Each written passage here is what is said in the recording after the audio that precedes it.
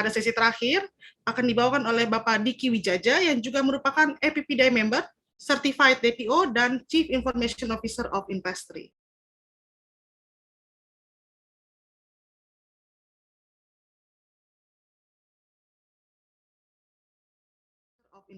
Assalamualaikum warahmatullahi wabarakatuh. Salam sejahtera, Om Swastiastu, Namo Buddhaya, salam kebajikan untuk kita semua. Salam sehat.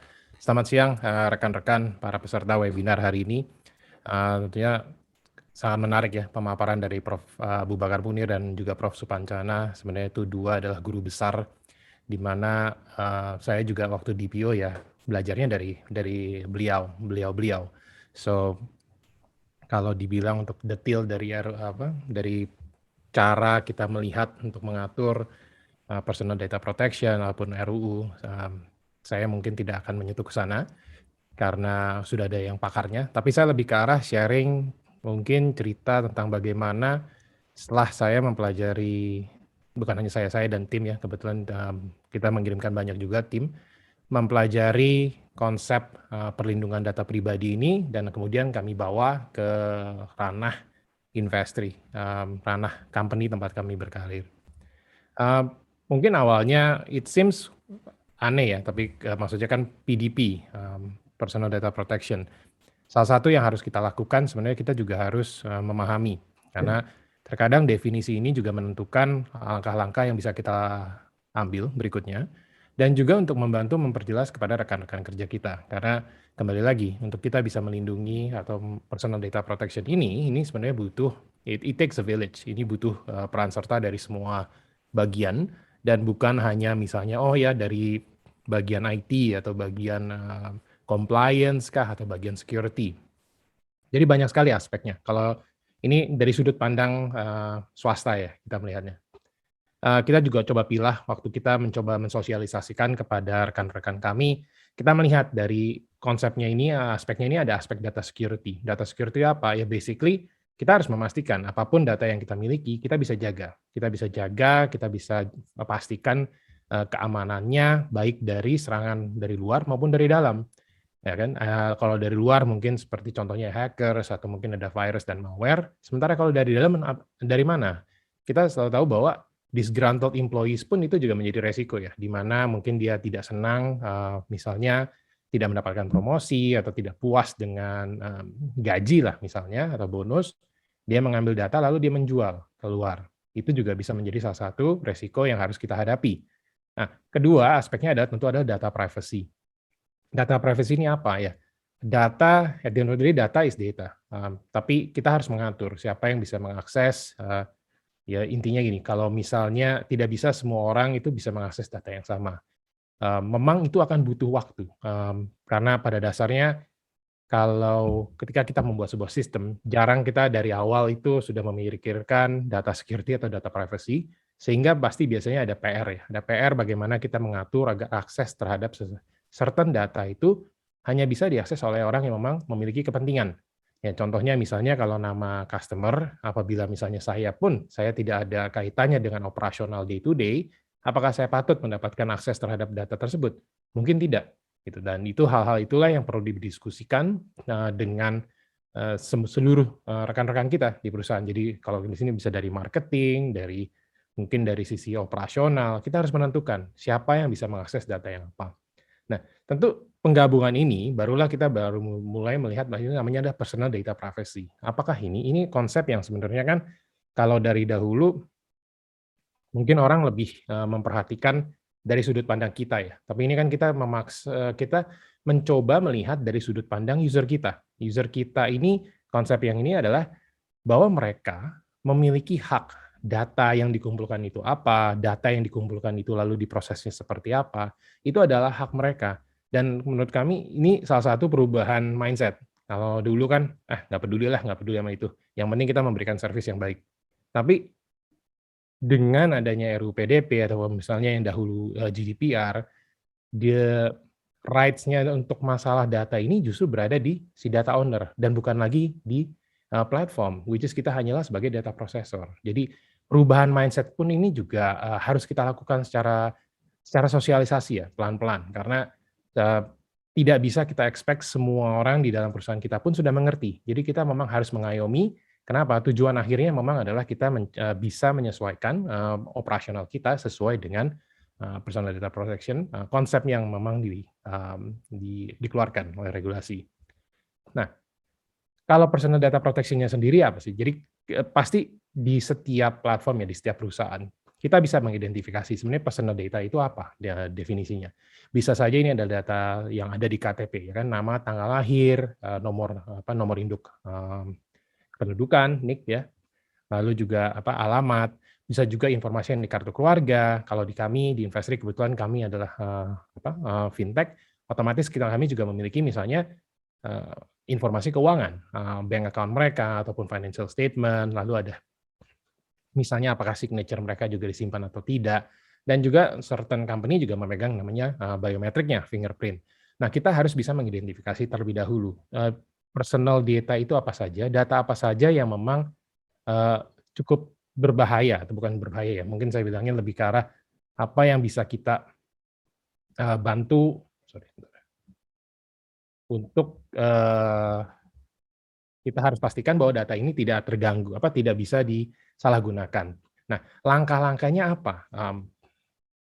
Kalau kita membaca RUU PDP, saya yakin we will need a lot of time. We'll need a lot of time to understand RUU PDP. Dan mungkin ini kalau saya bilang 5 ini lebih ke arah 5 langkah pertama yang bisa kita segera lakukan. Dan menurut saya ini logika aja ya. Satu, pastinya tentunya kita harus memahami bisnis objektif kita apa sih, ya kan? Kenapa kita masih mengerti bisnis objektif kita apa? Karena sebaiknya kita hanya meminta data yang memang dibutuhkan oleh bisnis atau operasional. Jadi misalnya contoh, kalau misalnya kita memang bukan lembaga keuangan, ya, apakah atau misalnya kalau kami bukan perusahaan fintech atau kami misalnya hanya sebuah e-commerce, apakah patut kami meminta rekening bank mereka? Tentu tidak, ya kan? Jadi terkadang ada memang mindset juga, mari kita ambil data sebanyak-banyaknya. Jangan, mindset itu pun harus kita ubah. Only take what you need. Karena kalau boleh minjem ya, saya demen banget minjem ini, dan mungkin tim saya udah muntah dengerin saya soal ngomong ini, Spider-Man, Uncle Ben, with great power comes great responsibility. Semakin banyak data yang kita minta dari user kita, semakin besar tanggung jawab kita. Dan itu yang terkadang mungkin masih terlupakan, bahwa semakin banyak data, semakin besar responsibility kita. Karena kenapa? Karena makin besar godaan untuk mencoba mencuri data tersebut dari kita. Jadi kita harus pastikan yang kita minta memang sesuai dengan kebutuhan kita. Kedua, sekarang biasakanlah apabila kita mau meminta data, kita harus meminta konsen untuk data yang diminta, data yang akan diproses seperti apa, apakah kita akan punya hubungan dengan pihak tiga, dan juga mungkin if you wanna take it one step further adalah kenapa kita meminta data tersebut. Be transparent and ask for consent. Terkadang bilang buat apa sih, ngapain sih dijelasin? Ya sebenarnya balik lagi, dibutuhkan nggak? Tidak. Apakah di-required saat ini? Tidak. Tapi bayangkan kalau misalnya sekarang Anda mengunjungi sebuah website, Anda diminta, masukkan nama email. Kenapa dijelasin? Karena kami akan menghubungi Anda lewat email. Pastikan ada rasa lebih nyaman memberikannya. Jadi there has to be a conversation antara kita dengan customer kita. We have to ask for consent. Tentunya setelah kita mengumpulkan ini, kita harus bisa mengakses restriksinya, merestrict aksesnya itu sendiri. Ini kembali ke yang tadi ya, data privacy. Yang bisa mengakses internally hanyalah orang yang memang membutuhkan akses. Jadi jangan semua orang bisa mengakses. Yang keempat adalah no sharing. Unless memang kita sudah meminta izin di depan. Apakah kita, kalau mungkin di zaman dahulu, paling gampang gini, kalau dulu kita apply kartu kredit, bingung kan, kenapa sih saya apply kartu kredit bank A, mendadak besokannya atau beberapa hari kemudian, bank-bank lain juga menawarkan. Itu karena sebenarnya tidak ada proteksi, salesman-nya ini memang saling sharing. Karena mereka merasa, ya at the end of the day, they have to make money, mereka ingin memonetisasikan data kita. Salah nggak? Salah. Gitu. Tapi justru hal-hal seperti itu yang harus kita perhatikan. Jadi kita pun tidak bisa, kita punya data pun, kita tidak bisa semena-mena langsung sharing. Kita harus meminta konsen. Dan misalnya kalau di grup perusahaan ya pastinya kita bisa mengatur legal documents-nya. Dan kalau rekan-rekan di sini mengambil kelas nanti DPO-nya yang diajar oleh Prof. Munir dan Prof. Supancana, di kelas tersebut akan dijelaskan bagaimana caranya untuk bisa mengatur perjanjian, sharing data, dan lain-lain. Dan yang terakhir tentu pasti adalah encryption. I think this goes without saying, apabila memang datanya itu duduk di database, apabila datanya bukanlah sebuah data yang digunakan untuk operational day-to-day yang setiap saat butuh diakses, mungkin sebaiknya dienkripsi. Karena kita mengerti kalau dienkripsi pasti ada efeknya terhadap kecepatan processing dan lain-lain. Tapi memang ada data yang memang harus kita miliki, harus kita simpan, tapi tidak digunakan setiap hari, mungkin tuh sebaiknya dienkripsi. Dan apabila kita mau mengirimkan data kepada pihak ketiga, juga sebaiknya biasakan untuk dienkripsi, dimasukin password. Nah, ini salah satu kesannya simple tapi susah ya, karena kebiasaan kita adalah langsung attach, ya kan? Mau itu Excel kah, mau itu apa, kita langsung kirim. Padahal itu harusnya di password terlebih dahulu. Nah, itu dari Investri. Tapi kebetulan kami di industri fintech pun kita menyadari, selain memang kita masih menunggu yang namanya RUU PDP seperti tadi sudah dibicarakan, masih menunggu itu dikeluarkan. Tapi secara industri fintech sendiri pun kami menyadari bahwa kita perlu memiliki standar. Walaupun kita belum keluar peraturannya, but I think we have to take that, kita harus proaktif. Kita harus proaktif untuk mengambil langkah agar kenapa? Satu, kita harus bisa melindungi konsumer kita.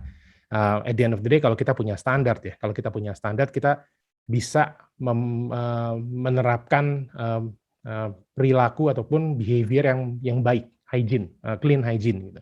Sehingga data konsumer kita akan terproteksi, tidak muncul nanti tahu-tahu data platform apa dicuri.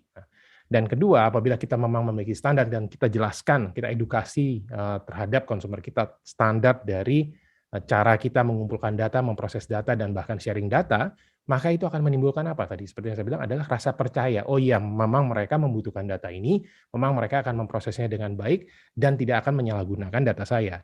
Dan ini kita lihat ini adalah responsibility dari industri. Bagaimanapun juga kita harus lebih proaktif. Memang mungkin undang-undangnya belum keluar, tapi itu rasanya bukan alasan untuk kita tidak proaktif mengeluarkan standar yang mungkin ya somewhere antara tidak punya standar dengan undang-undang ya. Tapi that's a good step, karena ujung-ujungnya apabila kita semua bisa melakukan ini dengan baik dan benar, industrinya pun akan bertumbuh. Kenapa? Karena konsumen akan merasa dengan aman dan nyaman mau bertransaksi dengan kami, sehingga otomatis usernya akan meningkat. Itulah kenapa dari asosiasi, kebetulan saya juga ada member di Asosiasi Fintech Indonesia, Aftek, kita memang bergerak untuk mengeluarkan semacam Code of Conduct, khusus untuk PDP ini. Nah, Code of Conduct-nya sendiri memang masih dikerjakan, tapi intinya sih kita melihat dari 9 aspek ya, 9 angle yang bukan, dan aspek ini bukan berdiri sendiri-sendiri ya. Ini agak saling berpapasan lah kalau gitu. Kalau framework-nya kita tahu untuk berdasarkan undang-undang sendiri pasti kita melihatnya dari RUU PDP. Kenapa kita juga melihat dari GDPR? Karena pastinya GDPR kan memang sekarang saat ini dianggap adalah the gold standard. Ya kita melihat, bukan berarti kita ingin mengikuti GDPR, no, tapi kita ingin melihat aspek-aspek tertentu dari sudut pandang GDPR. Dan dari, of course, dari RUU PDP kita sudah pelajari juga. Berdasarkan dua ini, kita coba mengeluarkan Code of Conduct-nya. Code of Conduct-nya sudah pasti ini nyambung balik ke materinya Prof. Supancana.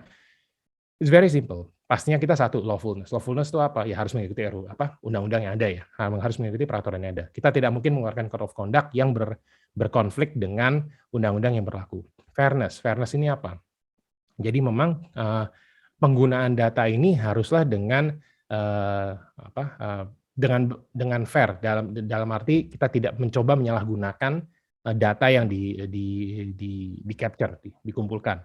Transparansi seperti tadi yang sudah saya sampaikan, transparansi adalah kenapa kita membutuhkan data ini, apa yang akan kita proses atau bagaimana kita akan proses, dan juga hasilnya seperti apa, dan apabila kita akan sharing, kita harus informasikan di awal. Purpose, specific purpose, artinya apa? Kita harus memiliki tujuan yang jelas. Ini sama ya, balik lagi dengan transparansi. Kita harus memiliki tujuan jelas. Apabila kita ingin mengumpulkan sebuah data, kita harus menginformasikan kepada mereka. Kenapa kita membutuhkan tanggal lahir, misalnya, atau nomor telepon, ya, untuk menghubungi mereka lewat handphone, misalnya. Jadi, kalau misalnya memang tidak ada kepentingan untuk menghubungi mereka lewat handphone, ya jangan minta nomor handphone. Gitu. Data security itu standar, kita mungkin lebih melihat kalau ada international standard seperti ISO 27001. Di sini ada good intention dan accountability. Ini agak dan juga complaint handling. Ini agak menyatu ya, dalam arti kata semua player di industri fintech kita mereka memiliki itikat baik, di mana mereka sharing kepada user mereka bahwa ada cara untuk komplain, ada cara untuk memperbaiki data. Dan juga apabila mereka merasa data mereka disalahgunakan, mereka bisa melaporkannya kepada kita. Semuanya ada prosesnya. Kenapa? Agar user kita tidak merasa mereka dikerjain atau dicuekin lah, ibaratnya gitu. Accountability ya apa? Bahwa kita memang we are accountable for everything that we do. We are accountable for all the data that we've collect. We are accountable for all the data that we process. Dan yang terakhir tentu adalah sanction. Sanction ini adalah ujung-ujungnya CEO Code of Conduct itu hanyalah sebuah standar. Tentunya kita juga sedang mencari cara bagaimana caranya memastikan semua player di industri fintech ini mengikuti Code of Conduct ini, dan apabila memang ada yang dengan sengaja itu gray area lalu mereka mencoba melakukan pelanggaran, maka mereka akan dikenakan sanksi. Kira-kira seperti itu. Oke, singkat aja memang materi saya hanya ingin cerita sedikit tentang implementasi kami di Investri dan juga sudut pandang dari asosiasi. Terima kasih, saya kembalikan ke Bu Dewi. Baik, terima kasih Pak Diki atas pemaparannya. Menarik banget Pak, khususnya kan terkait praktisinya langsung ya, di mana ada tips triknya untuk menjaga data proteksi ini.